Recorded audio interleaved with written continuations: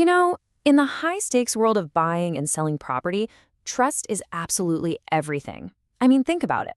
For most of us, it's the single biggest financial decision we'll ever make. Without that trust, the entire system just falls apart. That's exactly why a formal code of conduct isn't just a nice to have, it is essential. So let's just jump right in with a question I hear all the time. You hear the terms agent and realtor thrown around, sometimes like they're the same thing. But are they? Is there actually a difference? Well, the answer is a big, definite yes. And here it is. The whole difference boils down to this: a formal code of ethics. See, any agent has to be licensed by their state. That's a given. But a realtor is also a member of the National Association of Realtors, and they voluntarily take a pledge to follow a specific and often much higher standard of professional conduct. So here's our game plan for this explainer.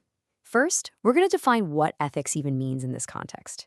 Then, we'll break down the Realtor's Code into its three big pillars: duties to clients, to the public, and to other professionals. And we'll wrap up by looking at why this code actually aims higher than the law itself. Okay, so to really get a handle on this code of ethics we're talking about, we have to start at square one. We need to understand the concept itself. What do we actually mean when we say ethics in a professional setting? What's pretty cool is where the word itself comes from. Ethics comes from the Greek word ethos, which means moral character. So you see, it's not just a dusty book of rules. It's a standard of conduct, a set of principles we use to guide our own actions and, yeah, to judge the actions of others. And on the flip side of that, what does it mean to be unethical? Well, it's pretty simple, really. It's when an expert, someone you've put your trust in, abuses that position. They use their specialized knowledge to hurt someone else, just for their own personal gain. And that is the exact problem this whole code of ethics is designed to prevent. So how do you actually stop that from happening? You can't just hope for the best. You need a blueprint. And that's exactly what the National Association of Realtors Code of Ethics is. It takes those general principles of right and wrong and turns them into a concrete, formal standard of practice. Now, this is a really important distinction to get.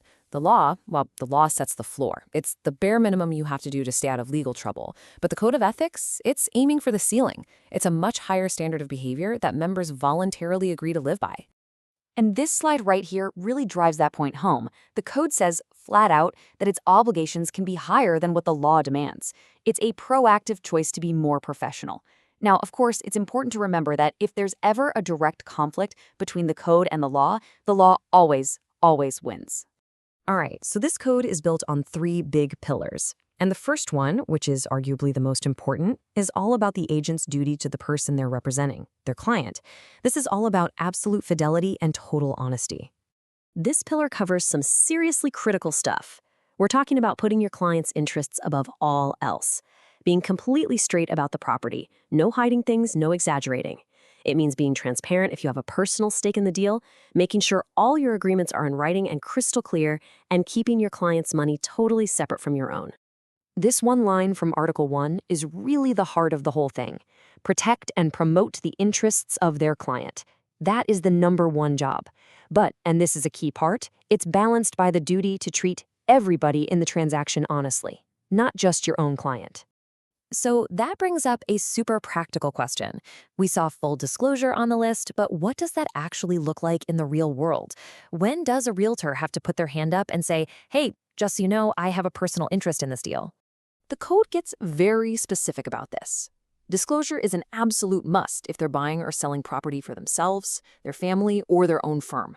It's also required if they recommend a service, like say a home inspector or a mortgage company that gives them a fee or a kickback. And yeah, it's required if they're getting paid by more than one person in the deal. It's all about complete and total transparency. Okay, but an agent's responsibility doesn't just end with their client. The second pillar of the code zooms out. It extends that ethical obligation to the public as a whole, focusing on maintaining the integrity of the entire profession. This pillar is all about fairness, competence, and honesty. It includes the non-negotiable duty to provide equal service to everyone. No discrimination, period. It means staying in your lane, not giving advice on stuff you're not qualified for, like tricky legal questions. And it demands that your advertising is truthful and that you cooperate fully if an ethics complaint is ever filed. This idea of presenting a true picture from Article 12 is just so important. I mean, think about how much we all rely on real estate ads and online listings. This rule is what ensures that what you see is what you get, and that's fundamental for keeping the public's trust. All right, and that brings us to the third and final pillar. This one governs how realtors interact with each other. It's all about keeping the marketplace fair, professional, and healthy for everyone involved.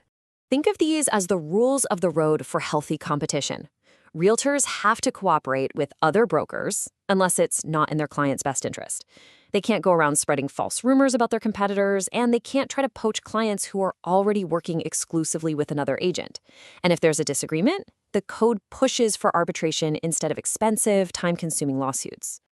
So when you bring those three pillars together, your duty to your clients, your duty to the public, and your duty to your peers, you see the big idea, the capstone that holds the whole structure up, a commitment to a standard that is intentionally, deliberately higher than the bare minimum required by law.